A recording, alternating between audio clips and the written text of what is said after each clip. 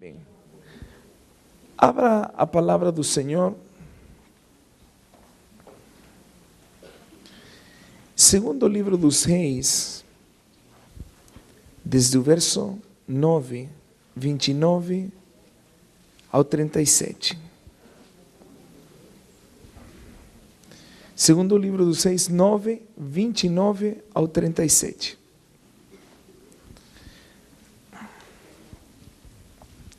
Diz assim: e no ano 10º de Jorão, filho de Acabe, começou Acasias a reinar sobre Judá. Depois Jeú veio a Gisé, o que ouvindo Jezabel, pintou-se em volta dos olhos, enfeitou a sua cabeça e olhou pela janela. E entrando Jeú pelas portas, disse ela: teve Pazinri, que matou a seu senhor, e levantou ele o rosto para a janela e disse: quem é comigo? Quem? E 2 ou 3 eunucos olharam para ele. Então disse ele: lançai-a daí abaixo. E lançaram-na abaixo, e foram salpicados com o seu sangue a parede e os cavalos. E Jeú a atropelou. Entrando ele e havendo comido e bebido, disse: olhai por aquela maldita e sepultai-a, porque é filha de rei. E foram para a sepultar, porém não acharam dela senão somente a caveira, os pés e as palmas das mãos. Então voltaram e lhe fizeram saber, e ele disse: esta é a palavra do Senhor, a qual falou pelo ministério de Elias o Tisbita, seu servo, dizendo: no pedaço do campo de Jezreel, os cães comerão a carne de Jezabel, e o cadáver de Jezabel será como esterco sobre o campo, na idade de Jezreel, de modo que não se possa dizer: esta é Jezabel. Vamos falar sobre um dos principados de maior hierarquia dentro do mundo espiritual.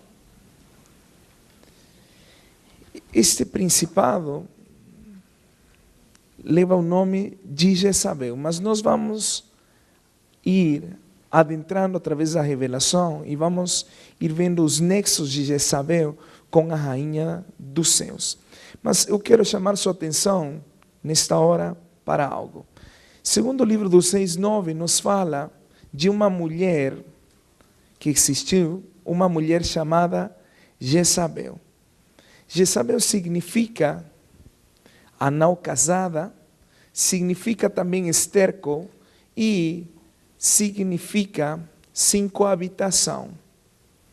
A não casada, esterco, sem coabitação, e também o último significado que tem é castidade.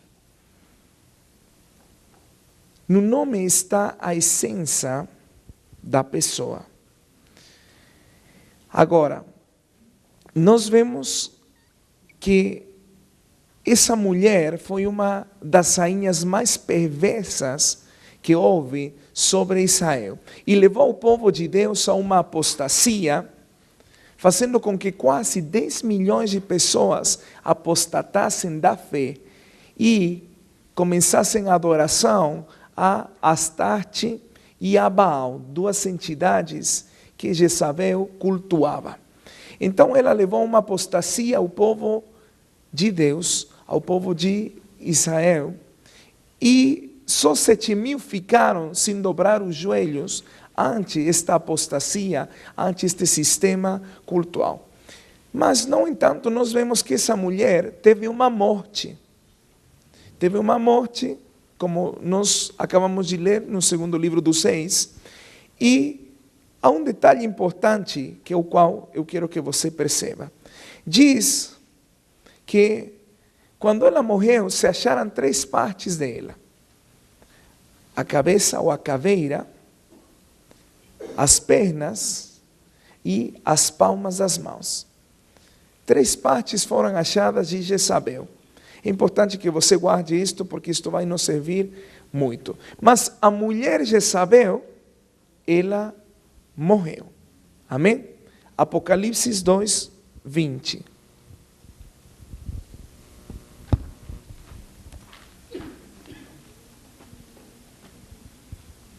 Apocalipse 2, desde o verso 18. Diz ao anjo da igreja em Tiatira, escreve: estas coisas diz o Filho de Deus, que tem os olhos como chama de fogo e os pés semelhantes ao bronze polido. Conheço as tuas obras, o teu amor, a tua fé, o teu serviço, a tua perseverança, e as tuas últimas obras, mais numerosas do que as primeiras.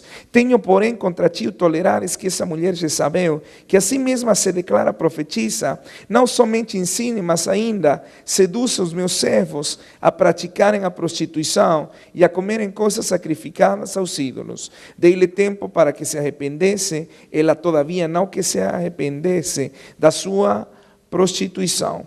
Eis que a prostro de cama, bem como em grande tribulação, os que com ela adulteram, caso não se arrependam das obras que ele incita.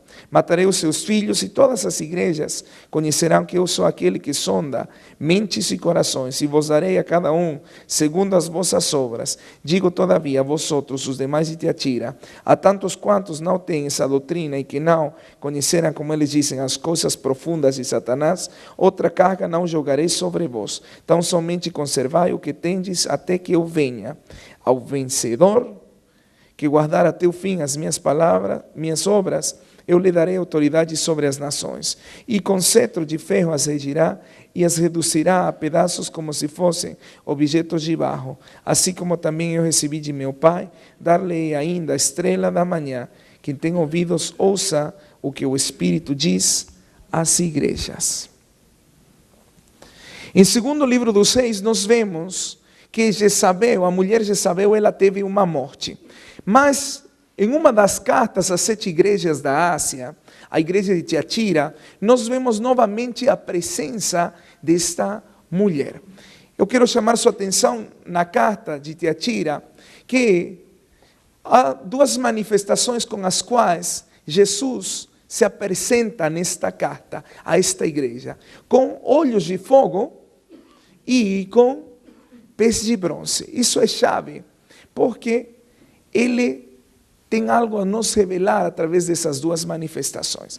Mas também, nessa carta, nós encontramos um detalhe. Vemos uma igreja que tinha amor, tinha perseverança, tinha obras, tinha fé, e as últimas obras eram maiores do que as primeiras. Era uma igreja que aparentemente, uma igreja frutífera, uma igreja que agradava a Deus. Mas Deus é muito enfático e diz que ele tinha contra essa igreja que tolerava a mulher Jezabel que ensinasse e profetizasse e levasse os servos à fornicação e a comerem coisas sacrificadas aos ídolos. Pergunto algo: se a mulher Jezabel morreu em segundo livro dos 6:9, por que em Tiatira, nessa igreja, novamente se faz referência da mulher Jezabel? Perceba que não diz a mulher que tem o espírito de Jezabel. Diz a mulher Jezabel. É como se ela mesma estivesse presente. Mas ela morreu. Que é o que a palavra está querendo nos ensinar? A mulher Jezabel morreu. E novamente nós vemos em Tiatira que ela aparece em ação, estabelecendo doutrina e levando o povo de Deus às profundezas de Satanás. Através da profecia também ela operava nesta igreja. Agora, um dos paradigmas tradicionais a respeito deste tema é que só as mulheres podem ter influência jezabélica. Mas isso tem sido puxado da parte da carta que diz a mulher Jezabel. Então há muitos que falam que Jezabel só pode ter influência nas mulheres. Mas não é isso que a palavra do Senhor está nos mostrando. Ela nos mostra uma estrutura espiritual. A palavra do Senhor diz que há corpos naturais e há corpos espirituais. Quando fala da mulher Jezabel novamente presente na igreja de Tiatira, está falando de uma estrutura, de um governo espiritual, de um corpo demoníaco que operava nessa igreja. Jezabel não é apenas um espírito. Jezabel é um principado que tem a seu comando muitas potestades, governadores, muitas hostes de iniquidade. E este principado se estabelece nas igrejas essencialmente através de arquétipos demoníacos, arquétipos de iniquidade. É por isso que era tão importante que nós entendamos o significado dos principados, arquitetos que construem arquétipos, os arques. E também entendermos as fortalezas. Então, aqui a palavra do Senhor nos fala de uma operação, de um governo espiritual, uma estrutura espiritual, um corpo demoníaco que operava nessa igreja. Mas operava porque tinham dado lugar a essa operação. Tinham permitido que essa estrutura entrasse dentro do corpo de Cristo, que é a igreja, e estabelecesse um corpo demoníaco. Essa estrutura que é arquitetada por este principado Jezabel. Agora, no livro dos Reis, no segundo livro dos Reis, diz que 3 partes se acharam de Jezabel. Isso é chave para entendermos a operação que ela tem como corpo espiritual. Ainda que ela morreu naturalmente, espiritualmente essa estrutura sigue vigente, continua atuando, operando em todo lugar onde é tolerada. 3 partes foram achadas de Jezabel. Quais? A cabeça ou a caveira. Essa palavra cabeça no original é a palavra Gulgolete no hebraico. De aí se deriva Gúlgota, o monte da caveira, onde Jesus esteve presente. Amém? Mas que denota dentro da estrutura jezabélica? Que função tem a cabeça dentro deste corpo demoníaco? A cabeça significa morte, portanto, nos mostra, nos revela a operação da estrutura jezabélica em todos os cativeiros relacionados com a morte, não apenas como um estado final, senão como um estado de catividade. A morte não é apenas um estado final, é um império. Então aqui nós vemos os cativeiros de Jezabel. Agora, a depressão, a tristeza, a solidão, as doenças, a angústia, a dor são evidências do império da morte, são evidências da cabeça jezabélica dentro da estrutura demoníaca. São evidências das fortalezas jezabélicas que operavam em Tiatira. Uma igreja com amor, perseverança, obras, com fé, obras maiores, mas que permitia a operação da morte. Permitia a operação de Jezabel como caveira, como cabeça. Mas também na cabeça nós podemos ver que está ligado a todo o esquema mental que ela trabalha em confusão. Hoje está muito de moda as doenças bipolares, por exemplo. Uma doença que apareceu faz alguns anos e ficou muito de moda. O estresse é outra doença que está de moda. Mas isso está ligado a algo espiritual, obedece a algo espiritual. Mas também a cabeça de Jezabel nos mostra linhas de pensamento que se estabeleciam nessa igreja. Não esqueça que os principados, eles constroem a partir das linhas de pensamento, constroem arquétipos a partir das linhas de pensamento. Então, nessa igreja, Jezabel construía a partir das linhas de pensamento e tinha estabelecido doutrina que levava o povo aonde? Às profundezas de Satanás. Levava o povo a um nível de catividade muito sério. As linhas de pensamento introduziam o povo de Deus às profundezas de Satanás.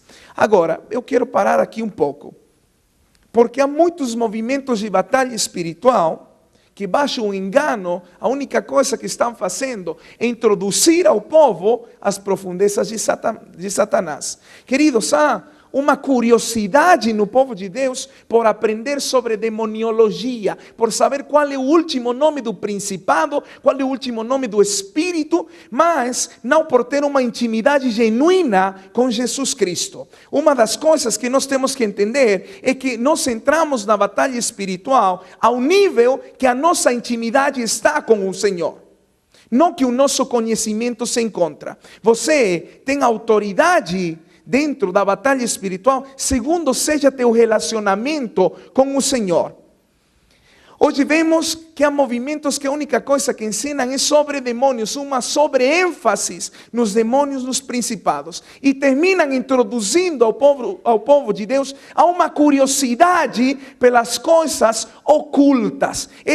É terrível, meu irmão, mas muitos dos ensinos de batalha espiritual são tomados de livros Nova Era, são tomados de livros de satanismo, com o pretexto de que temos que conhecer as armas do inimigo. Há duas formas através das quais nós podemos conhecer a operação demoníaca. Uma é através da pesquisa, da investigação, lendo os livros de satanismo, Nova Era, mas isso traz uma contaminação sobre as nossas vidas. E a segunda fonte é através da revelação. Querido, você não precisa ler nenhum material que não seja a Bíblia.